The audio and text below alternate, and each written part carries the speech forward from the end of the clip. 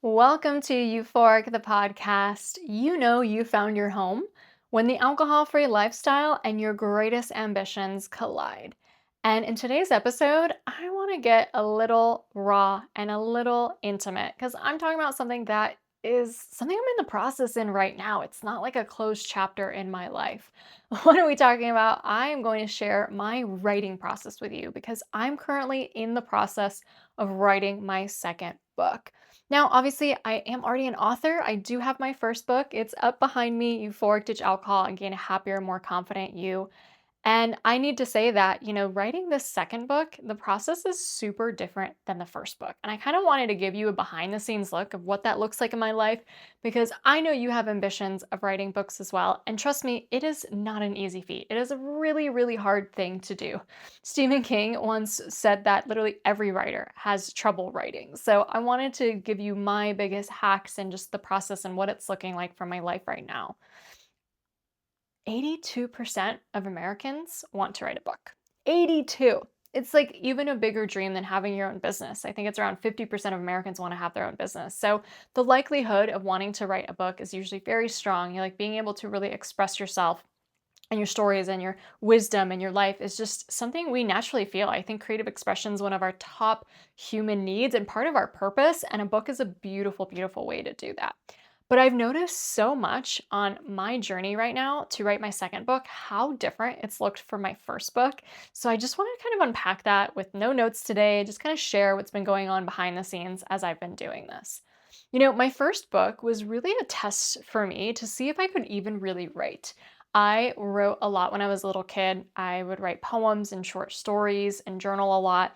And when I started drinking, especially in college, my writing really dried up. I stopped writing. I even stopped journaling. And so, when I first went alcohol free, my journaling came back with like a vengeance, right? Like I was writing voraciously, so much stuff.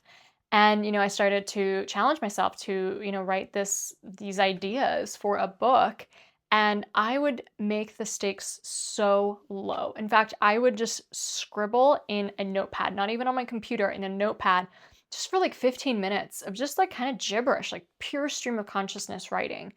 And it was only until I collected enough words on the page, like it didn't even matter to me if the words were good. It just, let's collect words on a page. Can I actually, since I had that writer's block for so long, I really didn't even believe I could write enough to ever write a book. Does that make sense? Like I just didn't have that in me. And so, a lot of times I would wake up in the morning and challenge myself to write for 15 minutes before I even used the bathroom, before I even went up to brush my teeth. Like literally, I just wake up, grab a pen, grab the journal, and write on whatever topic. And it wasn't even in order. It wasn't like necessarily like, okay, now I'm writing chapter one, now I'm writing chapter two. It was just like, hey, maybe I want to talk about this topic in my book. Let's write for 15 minutes on it. Hey, let me tell about this other story. Let me write for 15 minutes. So the stakes were really low. And it was really just this like practice of coming home into that like art of writing again. And that's a huge way that Euphoric was built. I obviously polished a lot of that. A lot of it didn't go into my book. And so I would sit down and write more polished chapters once I had my book deal. And the book process proposal itself was a whole process to, write and really get clear on what you're writing. But now that I'm not a first time author anymore, I've been marinating on my second book for a while now, actually, and it's kind of changed over the years. And, for some people, you could call that procrastination, but I actually think it's beautiful where I've landed because the book idea has changed a bit over the years. And it's really now finally the book it was meant to be, right? So I really wasn't, I was like thinking and marinating about the book, for a few years, but I wasn't doing any writing about it, like not at all. Just completely stopped with that.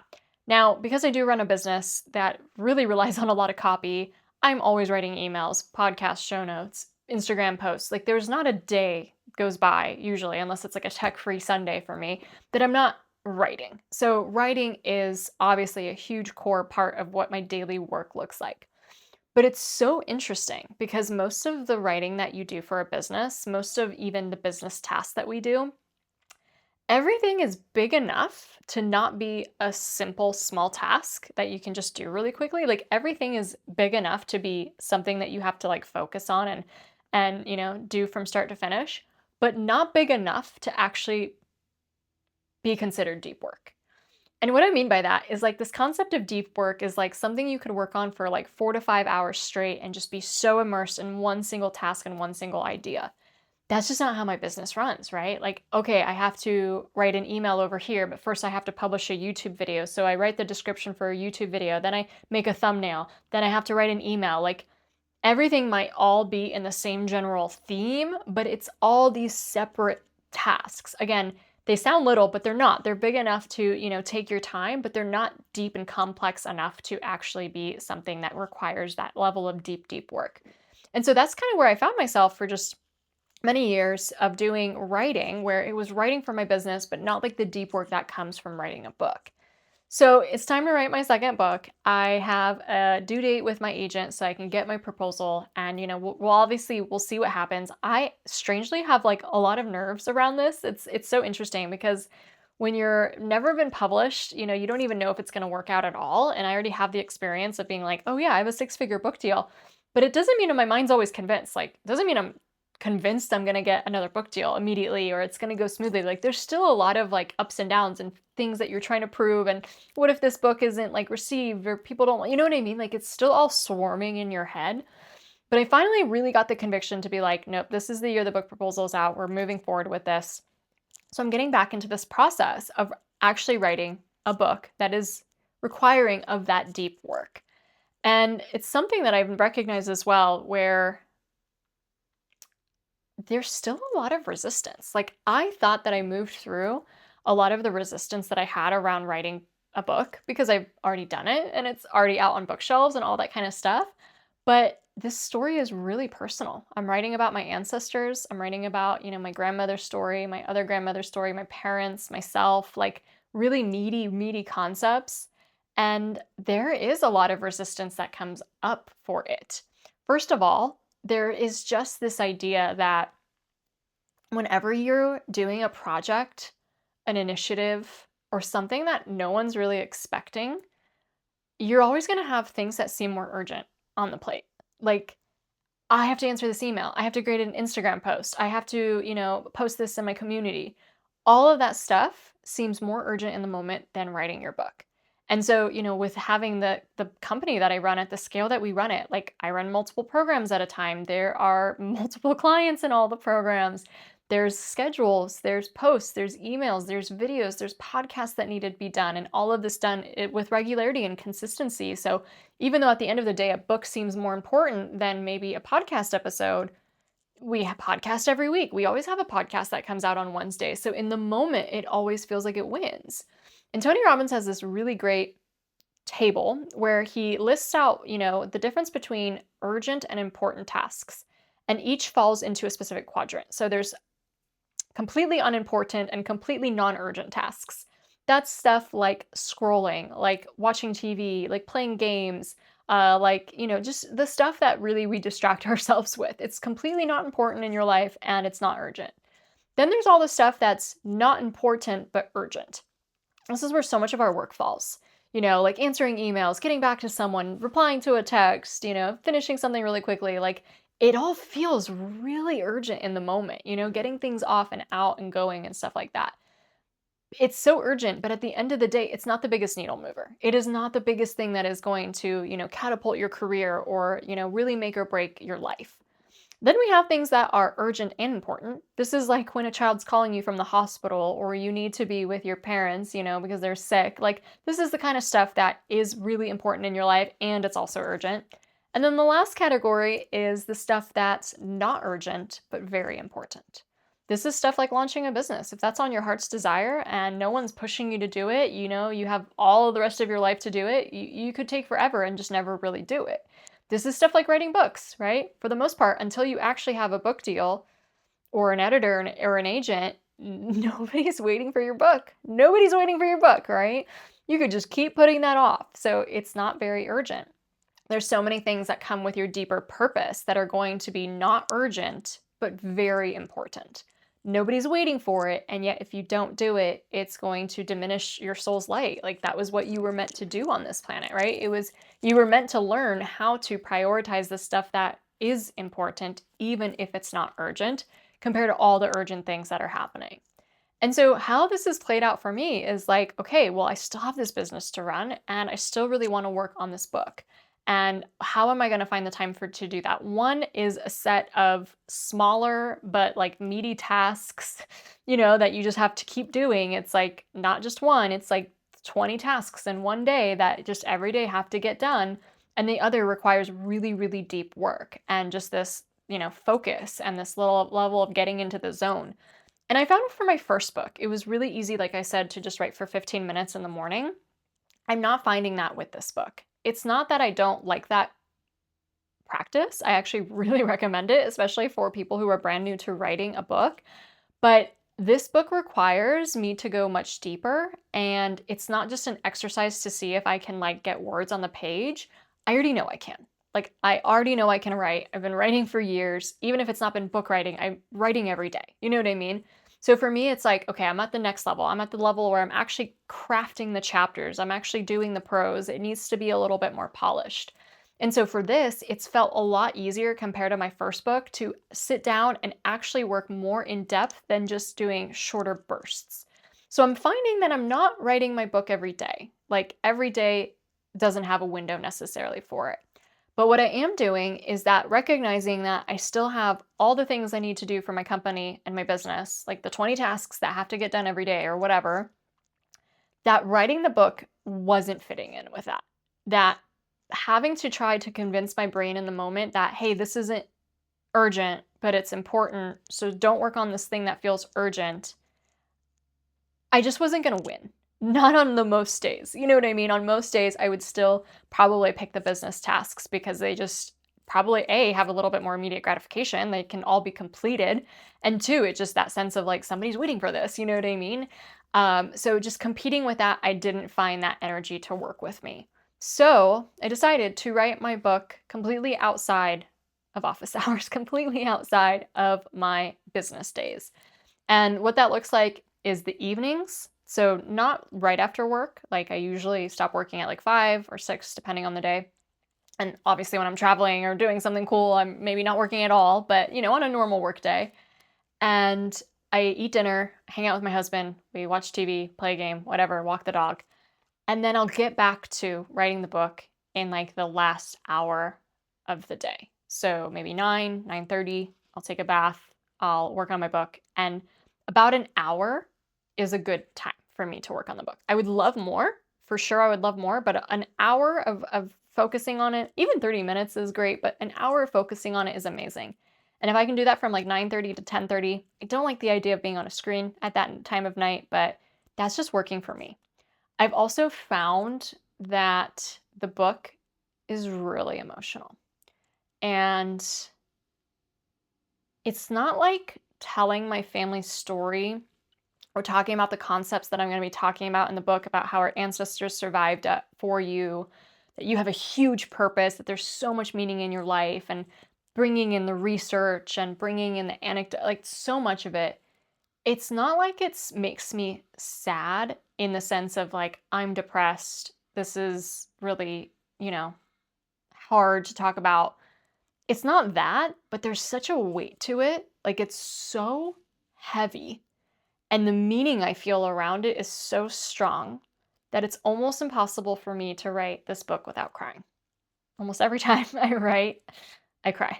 Whether I'm working on a chapter or part of the book proposal or whatever, it's just too heavy for me. And in that way, I think I have had more resistance to writing this book because it's not just my story and it's not just like, oh, here's a, transformation that will change your life. Yes, Euphoric, the first book, was amazing with that, but it's bigger than that. It is my ancestors' story. It is this bigger philosophy, this sense of meaning that you derive. It's almost like a philosophy as big as like Viktor Frankl or, Alfred Adler, these huge psychologists that dominated the 20th century. It's like that's what I'm trying to write at the end of the day, like a psychological premise, and it's wrapped up in history and so much of the resilience that we go through to arrive where we are and how much possibility there exists for us. So it has so much weight to it. And I think where a lot of resistance came from too is messing it up because my ancestors did survive a lot. And I don't want to mess up their story. I don't want to sensationalize their story just for sensationalism. Like, I want everything I say to be grounded in not only truth, grounded not only in like, can you believe people had to go through this, but also grounded in the profoundness of, and we don't. So, what does that therefore say about what we're able to do on this planet?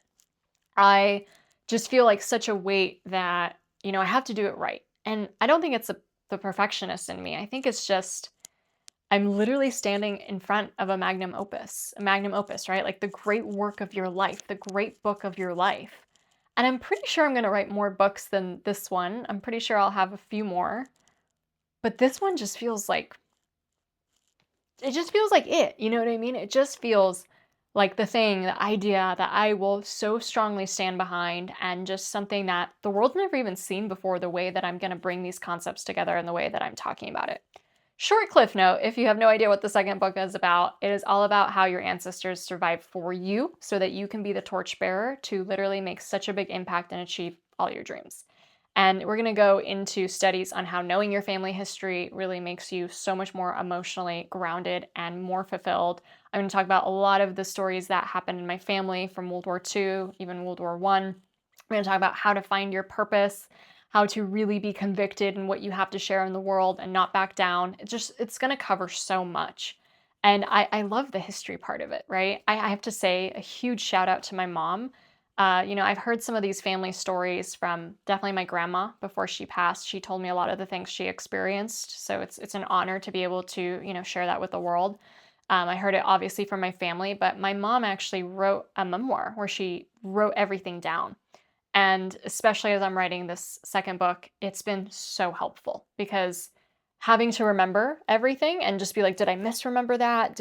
Is there some detail that I, missed here? It's like I have the direct source from her. So it's really helping me, keep my facts straight.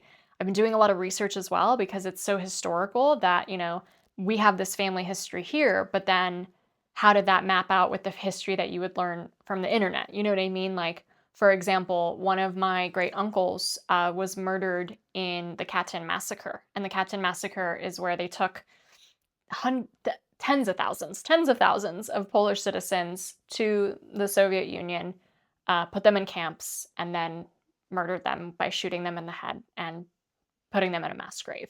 And the sad thing about it is that the Soviet Union denied it for years. They denied doing it, having any part of it. They said it was the Nazi Germans that did it. So there was never any like retribution. There was never any, closure on that.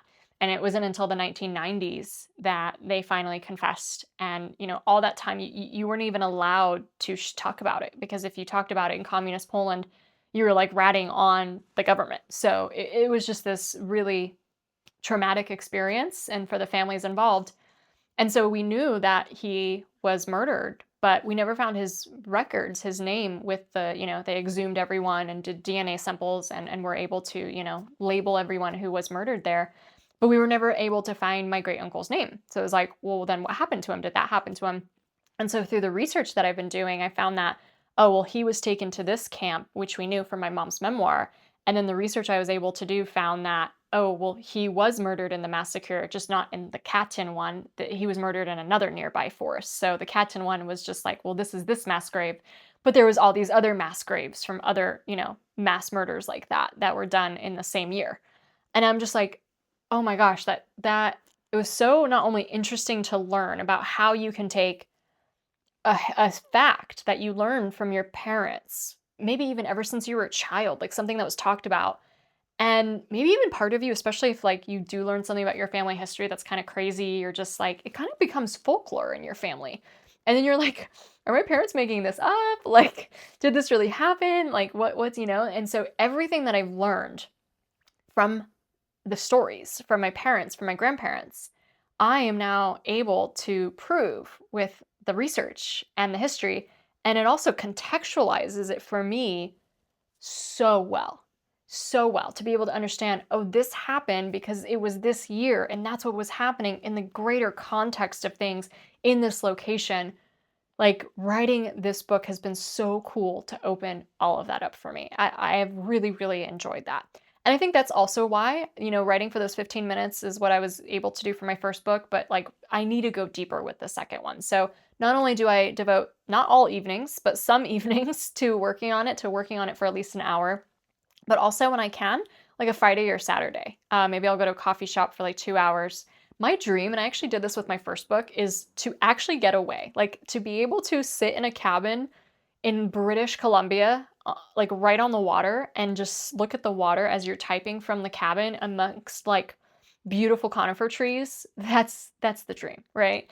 So I have been able to do this with my first book. I got away to Joshua Tree one weekend. I literally or not rented, I booked a hotel not too far from where I live to actually meet a deadline for my first book as well. So I know that's coming as well. I have a little bit of time still with my deadline, but I know like the more that I get closer to it, I'm probably going to have to just devote weekends to it. And honestly, getting away makes it just so much easier. Just get out of your environment, go do it. So if any of these tips are helpful for you to apply to your life, do so. And so that's the way I've been doing it. I've also recognized that until, like, to be honest with you guys, my agent didn't tell me you have to write your book by this date.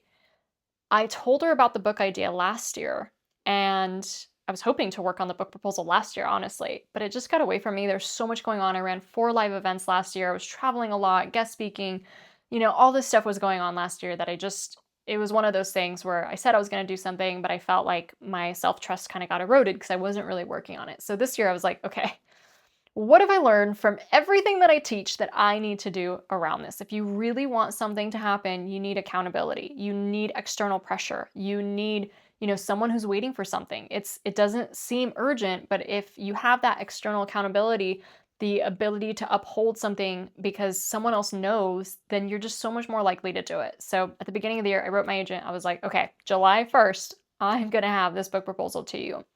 And at the recording of this episode, it is May 20th.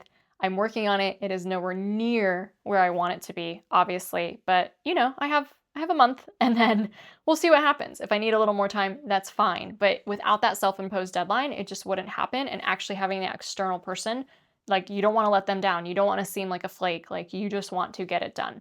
So I definitely recommend doing that for yourself too. In my first book, I actually joined a women's leadership group, and I wasn't writing my book proposal for a while as well. I wrote that like shitty first draft on notepads, but then when it came to write my book proposal, I just was really resistant. I was just scared of the rejection that would happen potentially. And so I joined this women's leadership program, and we were all asked to commit to one goal over the next 12 weeks. And I committed to writing my book proposal.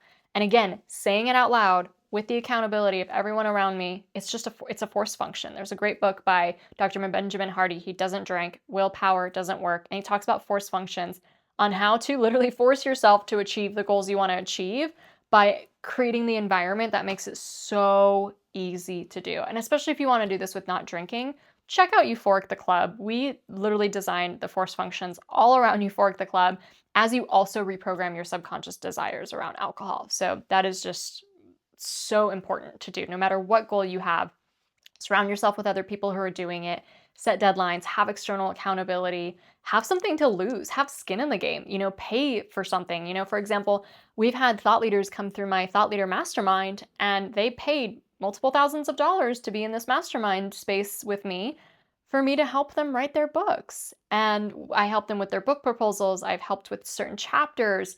I've helped write endorsements and stuff like that. And I'm so, so jazzed at the results.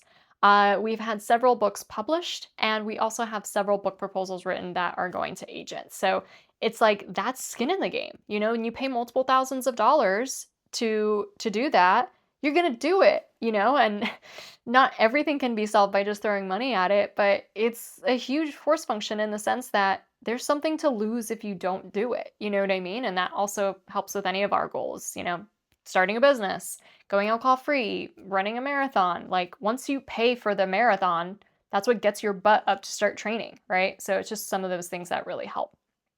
So anyway, that's kind of like my overview of what my process looks like for the second book. And it's really different from my first, and it's really weighty, and just I feel so many things as I'm writing it. It just it has such meaning to it that sometimes it's hard to open when I'm not ready for that. when I'm like just going through the day and maybe just going through some of those urgent tasks. And I think that's okay that this is the way I design this writing process. I'm really finding a groove now where I really like it. I'm not shaming myself for not writing every single day. It's not meant to be written every day. Do you know what I mean? But when I open it, I find that I do spend more time on it and I'm able to actually go in with depth. And I really like that. And I think it's because I've already done the steps that I recommend other people to do. So if you're super brand new to writing a book, I wouldn't just like open a Word document and start scribbling on the Word document. You can use my 15-minute hack. I do think that's helpful. But even before that, start collecting your ideas. Like literally even take 6 months to just collect ideas that you want to go in your book. I did it on my phone app for the longest time. You could do it on a Google Doc, like whatever. You know, sometimes you're reading a book and they mention a study that's going to be really helpful for you to include in your book, your future book. Grab that right then and there. You know what I mean? Make a note of it, copy and paste it, write it out somewhere so that you don't forget that. So it's like you're collecting all these things that eventually help you really understand what your arc of your chapters are going to be. I also think it's really hard to write before you have your chapter arc. It doesn't mean you have to have your chapters perfectly. Like right now, I don't know if chapter 2, 3, and 4 of the book I'm writing is going to stay the same way or if I'm going to mash them kind of a little bit more together. But without knowing, like, okay, this is what I'm writing in chapter 1, chapter 2, chapter 3, chapter 4, I would just feel really, really lost and almost like I'm repeating stories. Like I just don't know what is going where. I'm still trying to figure this out because I'm sharing a lot of history in this book and I don't want to just overload you with history for like one chapter and, go crazy on it. So it's like I'm sprinkling it into the book in different places and we're talking about different psychological principles and stuff. So I'm not really sure how that's going to shake out, but I know I was having a lot harder time actually writing the book before I had really the arc of the chapters labeled. So even if it's like, I don't know what the chapter titles are going to be, that's fine. But just like knowing, okay, I want to talk about these 8 topics. Okay, so write those 8 topics down and then start shooting the micro topics that go under there. And really having that made for yourself can really help. If you're interested in my support in writing a book, if you're interested in getting my book proposal and using it to model a book and being able to create your own proposal that I will help you edit, I really recommend you get on the waitlist for a thought leader. We are starting the next round in the fall. This program always sells out. I keep it really intimate because it is my like highest level space in the sense of like being able to really coach you and support you. It is definitely for people who want to write books. It is also definitely for people who want to get on stages and really elevate their careers into thought leader status. So that is something that I definitely recommend checking out, getting more information about. Definitely get on the wait list because I absolutely love it. Like there's nothing as special to me as when I get an email from one of my thought leaders that's like, here's chapter 1 or here's my book proposal. And it's something that they've been working on throughout the process. And I get to, read it with them, make feedback and, support them with an endorsement and stuff like that, point them in the right direction, all those kinds of things. It's so cool. We don't just focus on thought leader positioning, although that's huge. Positioning yourself as a thought leader instead of just service provider or coach really can make your career and make you stand out so much bigger. It's like the difference between Oprah figure, and just someone who gives advice on the internet. It really is that thought leadership resonance that people crave. We also cover premium selling. So if you want to make more money, sell at your offers, really bring in more clients and stuff like that, premium selling is the other huge core of the program. So do check that out.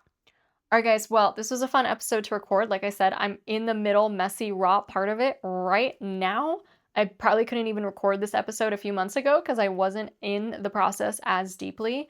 It's very intimate to me. There's a part of me that's like trying to hold back what I'm writing in the book because I want to bring it all in the book and have this big, beautiful magnum opus and a journey that someone goes through as they read the book. But I also want to share because I'm going through it and I'm discovering things about my family and these different ideas and stuff like that. So I hope it just whets your appetite just enough to race to the bookstore or to Amazon when the book does come out. Now, obviously, I'm still in the process where I'm writing a book proposal. I have an agent, so that is one leg up that I do have because of my first book. So I already do have an agent. If you didn't have an agent, you would have to get an agent first if you want to traditionally publish. That's also something I cover in Thought Leader, just the difference between traditionally publishing, self-publishing, and what avenue is going to work best for you. But in the traditional publishing world, I do already have an agent. But for the book deal itself, who's going to publish it, like the publisher, My publisher has a right of refusal, which means that we have to share it with them first, but they don't have to take it. You know what I mean? So I really have no idea what's going to happen. I don't know if I'm going to get published again by HarperCollins. I don't know if I'm going to even get a book deal. Like, I don't know. Obviously, I have a lot of faith. I know that this is going to be an amazing work. I know it's going to change so many people's lives, but I'm still in that process where I'm sharing this out with you without knowing, like, oh, the book's actually coming out. Like, I don't know that. I don't know when the book's coming out. I don't know who it's going to be published by. I don't know any of that stuff, right? I'm still just in this process of the book proposal. Usually though, like when you write a book proposal and it's, good to go, the agent can work really quickly on your behalf and get you a book deal within like a month or two. And then once you're with a publisher, then you usually have anywhere from 6 months to a year to write the book. And then before the book actually comes out, that takes even longer because there's editing and all this marketing stuff that happens. So I got a book deal, for example, in 2020 in the summer, and my book didn't come out Euphoric until January of 2022. So it's just a whole process. And it's not just because the book isn't written yet. Even once the book is written yet, they need a lot of lead time and before your book is actually on bookshelves. So I'm whetting your appetite, but that doesn't mean the book is going to be out tomorrow. By no means. It is definitely a process. And we'll see what happens. And I have a lot of faith and I feel so much guidance from my ancestors to, share this work out in the world and share their stories because their stories weren't shared. They endured so much of things that would make them heroes that would literally put statues in the middle of town squares for them. But their stories weren't ever shared. And it was all kind of lost to history. And so many people who suffered so many atrocities over history, it has been lost to history. So it's not just to my ancestors, it's to all of our ancestors, and to recognize how much freaking power and opportunity we have today to literally live any life that we want to live because of what they already did for us. So I know it's going to be so meaningful, impactful. I can't wait for you to read it, but stay tuned because it might be a hot minute.